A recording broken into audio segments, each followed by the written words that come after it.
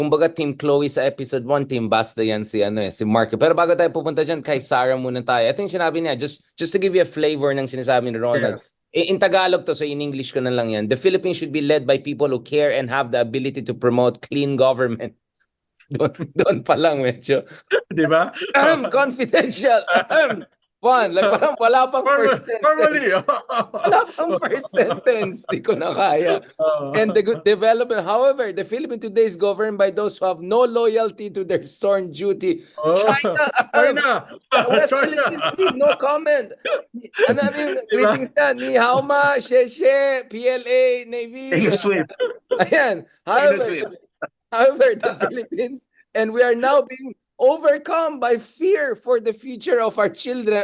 EJK, victims' children. Yan, talagang wala pang first sentence. Hindi ko na parang, wow. Binanata pa yung airport dahil hindi man lang binanatan yung surot sa airport eh. Hindi man lang binanatan yung haba ng pila sa airport eh. Ang binanatan yung pagkuha ng video sa kanya eh. So, bawat paragraph, babalik sa kanya eh. No? Kaya, Pero ito. Dun sa ICC, you can see she's very worried. Again, Englishin ko na lang para mas madali. The Philippines, as a free country, must stand up against foreign interference in our domestic...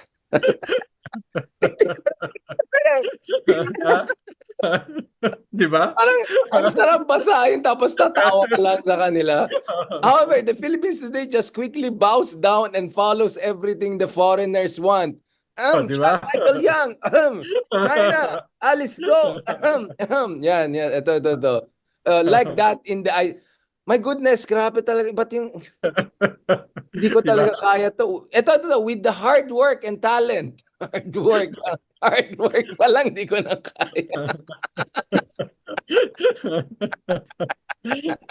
Hard work sa Munich. ito yung last part. Okay, ito hindi ko na kaya. We are so tired. Pagod na tayong makita ang bayan na napag-iwanan, tinatrato na parang walang halaga. Hindi kaya-aya at sunod-sunuran sa ibang lahi. Parang, yes, Duterte. That's exactly the Duterte legacy. Ay, ibang klase talaga. Ate, ito talagang soaring rhetoric niya. We Filipinos deserve better Inday. We Filipinos unsa man should be the best. Yan. Ito talaga.